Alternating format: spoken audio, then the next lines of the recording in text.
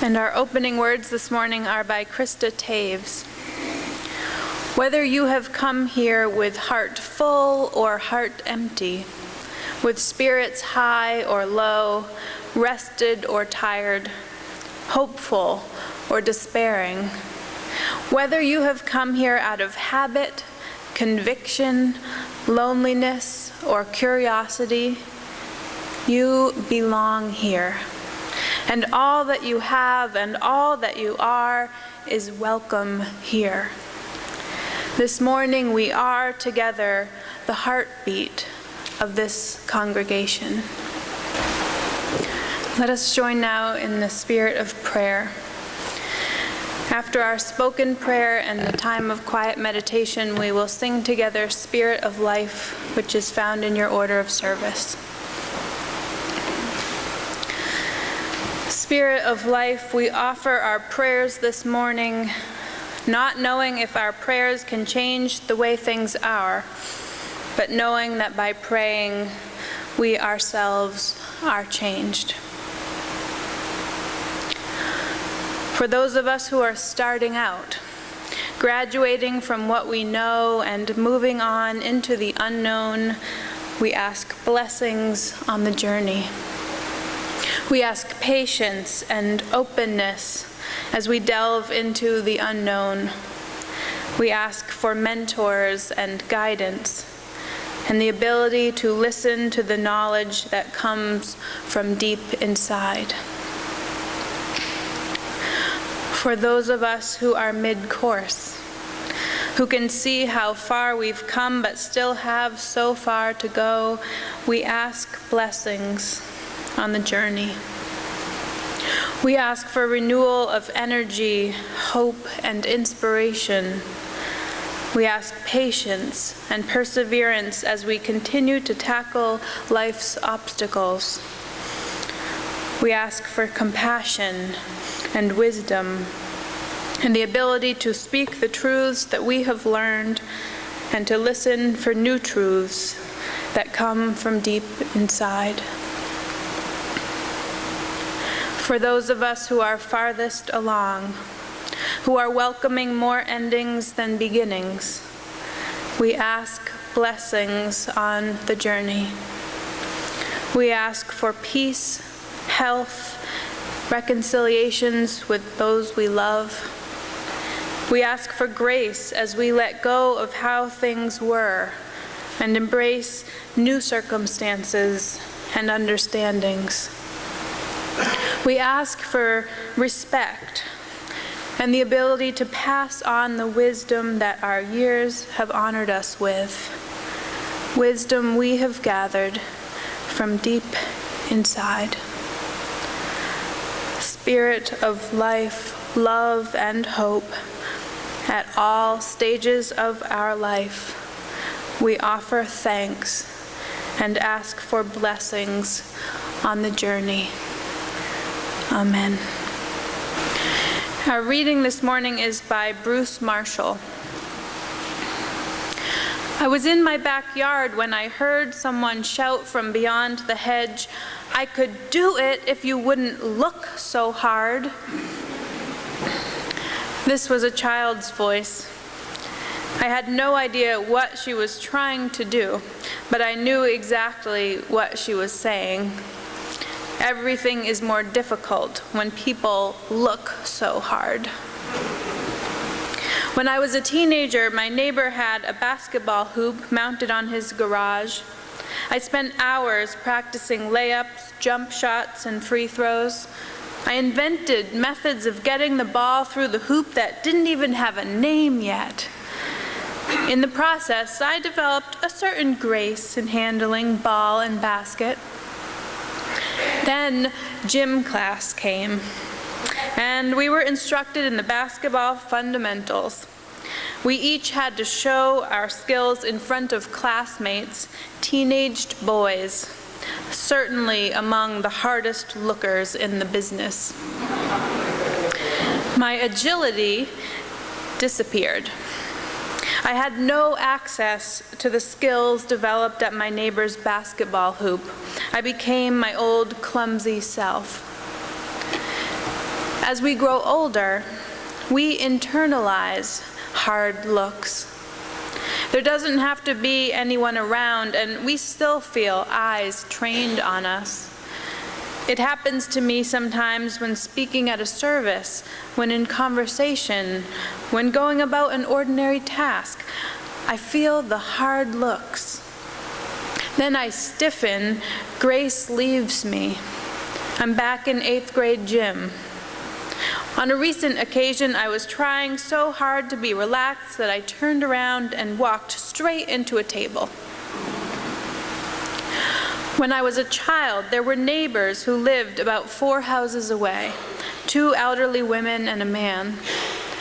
On summer evenings, they would sit on their porch, and I would ride my bicycle up their sidewalk to visit. I don't remember what we talked about.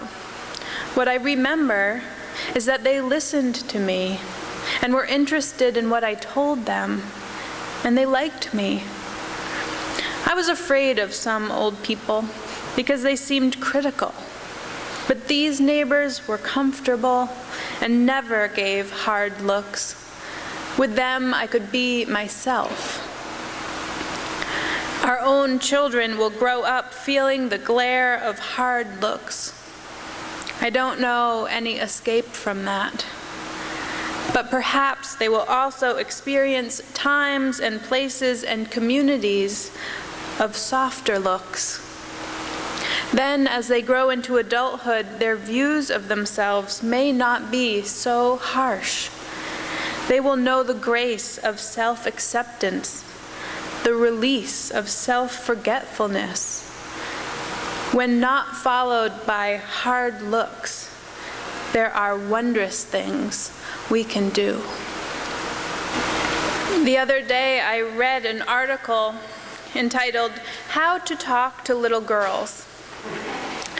I read this article with interest, although I already feel pretty skillful around connecting with children. Usually I find something that they are wearing to comment on, and that starts the conversation pretty well. "I am in love with your light-up shoes," I told a little girl just last weekend. "Do you think they make them in my size?" But this article poked a hole in my strategy somewhat. The author, Lisa Bloom, recounted a story about meeting a friend's 5-year-old daughter for the first time at a dinner party. Little Maya was all curly brown hair, doe-like dark eyes, and adorable in her shiny pink nightgown, wrote Bloom. "I wanted to squeal, 'Maya, you're so cute! Look at you! Turn around and model that pretty ruffled gown, you gorgeous thing!' But I didn't," she continues. "I squelched myself, as I always bite my tongue when I meet little girls, restraining myself from my first impulse, which is to tell them how darn cute, pretty, beautiful, well-dressed, well-manicured, well-coiffed they are. And what's wrong with that?" Bloom anticipates the question her readers are now asking themselves. It's our culture's standard talking to little girls icebreaker, isn't it? And why not give them a sincere compliment to boost their self-esteem? But she asks us to hold that thought for just a moment as she goes over some upsetting statistics. She cites research showing that nearly half of all 3 to 6-year-old girls worry about being fat. She reveals that 15 to 18% of girls under 12 now wear mascara, eyeliner, and lipstick regularly. That eating disorders are up and self-esteem is down. That 25% of young American women would rather win America's Next Top Model than the Nobel Peace Prize. Bloom believes that teaching girls that their appearance is the first thing you notice tells them that looks are more important than anything. And so instead of remarking on Maya's cuteness or her shiny pink nightgown, Her conversation with that 5-year-old went like this.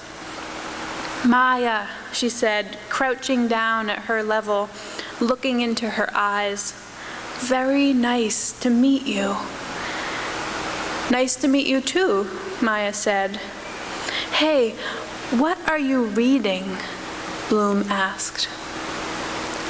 The conversation went pretty well from there, as the two of them connected around their love of books.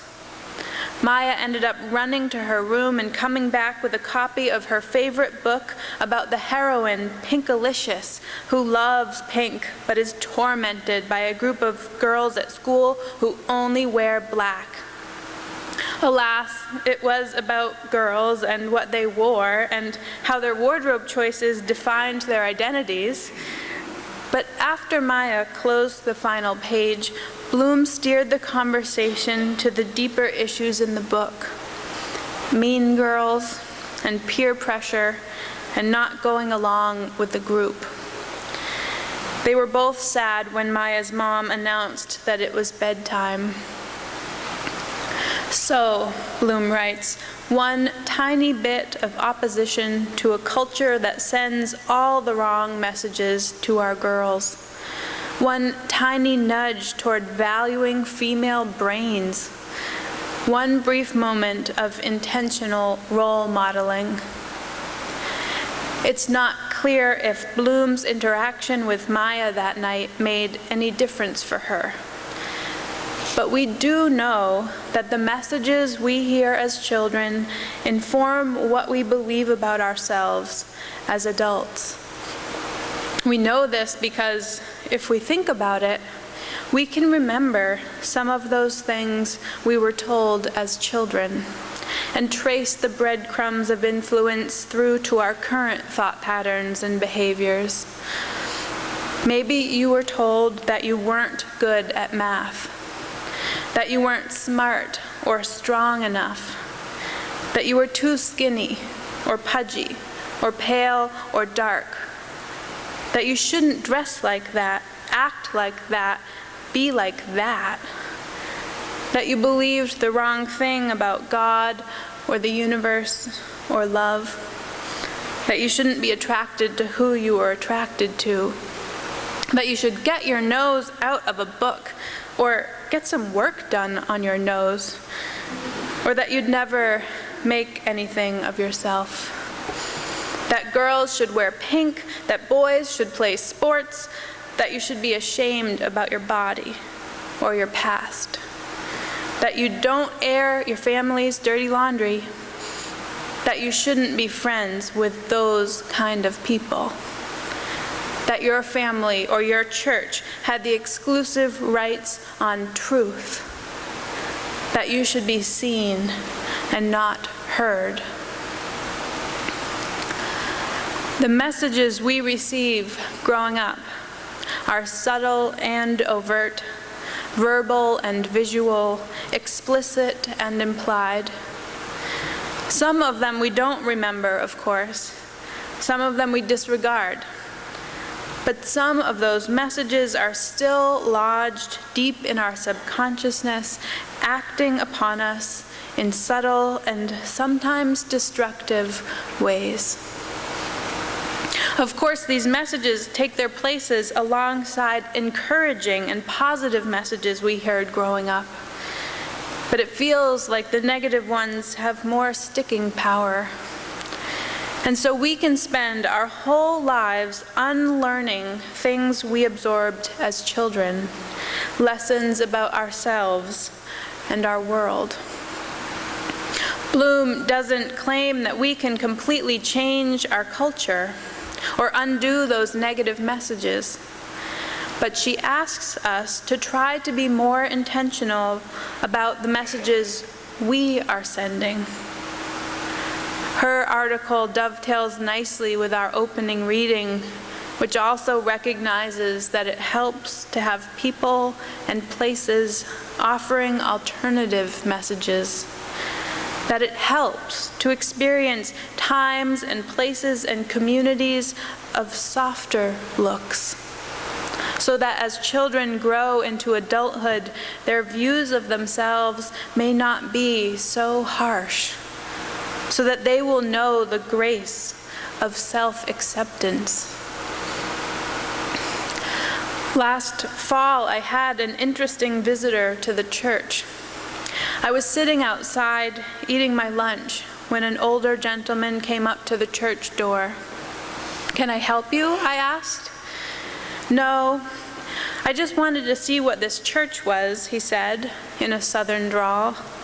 "I was curious because of the gay people," he said. My haunches went up. "I mean, what kind of church is this?" he asked. "I'm a Christian, and I know that this is not a Catholic church, and it's not Methodist. And so what kind of church would there be in a town like this, with all these gay people?" I didn't like his tone. And I fought to resist changing mine as well. "Well, actually, this town does have a Methodist church and does have a Catholic church," I corrected him. "But we are a Unitarian Universalist church, and I am the minister." In my heart, I was getting ready to hear some vitriolic hate speech. I steeled myself against it. But instead, the old man visibly softened as he said, "Oh, I'm curious because I think my grandson might be one of those gay people. And I'm just here trying to figure out what kind of life he might be able to have. Does your church look like regular churches inside?" And suddenly, my defenses melted into a big puddle in my heart. This conservative Christian man from Georgia had come to the doors of my church not to spread his hatred about a church that accepts those gay people, but to get a sense of what his gay grandson's future might hold. And if there was still room in that future for a church community, which had obviously been so important in his own life. "Come on in," I said. "Let me show you our sanctuary. I think you'll find it quite beautiful. You and your grandson are both welcome here." Sometimes living in this quirky little town, serving a liberal and diverse Unitarian Universalist congregation, and having grown up in this faith, I forget how special and rare our message of universal love still is. How liberating it might be to someone who has not heard it before. As I showed him the church with our beautiful trompe-l'oeil walls and richly upholstered pews, I took new pride in the beauty of our historic sanctuary and in the theology of our faith tradition, which he continued to ask me about. He asked if we used the same Bible as he, and I told him yes, but that we did not follow the lectionary and used other sources as well. He was surprised to learn that we are open to the truths of all the world's religions, but he kind of liked the idea. He also asked about Jesus Christ and if we had a role for him. I said that we see Jesus as one of the great teachers, but not necessarily the Son of God, he asked. "Well, yes, in the sense that we are all children of God," I answered. "That's wonderful," he said. As he parted, the old man wanted to know if there was anything else he should know or share with his grandson. I repeated that his grandson was welcome here and in all of our churches. We said goodbye. I was still mulling over the visit as I finished my lunch 10 minutes later when the man came back and said rather quickly, "I just have one more question. Gay people, are they born that way, or does the experience make them gay, in your opinion?" "In my opinion," I said, "they are born that way." "Thank you. Thank you so much," he said, and he turned to go. I have spent a lot of time thinking about this man and his grandson. I fear that the young man might have a difficult road in front of him. But I think that the steadfast love of his grandfather will help. Just one person in his life telling him that he is all right, that he is loved, that he has a bright future in front of him, and even a loving and accepting church community. Just one person not looking at him so hard. It could make all the difference. 20 years ago, my colleague Fred Small wrote a song about the messages he wished he had heard growing up, the messages that he wants to pass on to the next generation. The choir sang his song, "Everything Possible," during the offertory. It has always felt like a very special song to me. We have cleared off the table, the leftovers saved, washed the dishes and put them away. I have told you a story and tucked you in tight at the end of your knockabout day. As the moon sets its sails to carry you to sleep over the midnight sea, I will sing you a song no one sang to me. May it keep you good company. There are girls who grow up strong and bold. There are boys quiet and kind. Some race on ahead, some follow behind, some go in their own way and time. Some women love women, some men love men, some raise children, some never do. You can dream all the day, never reaching the end of everything possible for you. We send so many messages to our children, to the teenagers on the street, to each other. We send them with our words and with our looks, with our actions and with our presence. Here's the message I hope Maya and the young man from Georgia and the little girl on the other side of the hedge and all the children here for Family Week hear more than any other message. The message I hope you can hear. The message of everything possible. You can be anybody you want to be. You can love whomever you will. You can travel any country where your heart leads and know we will love you still. You can live by yourself. You can gather friends around. You can choose one special one.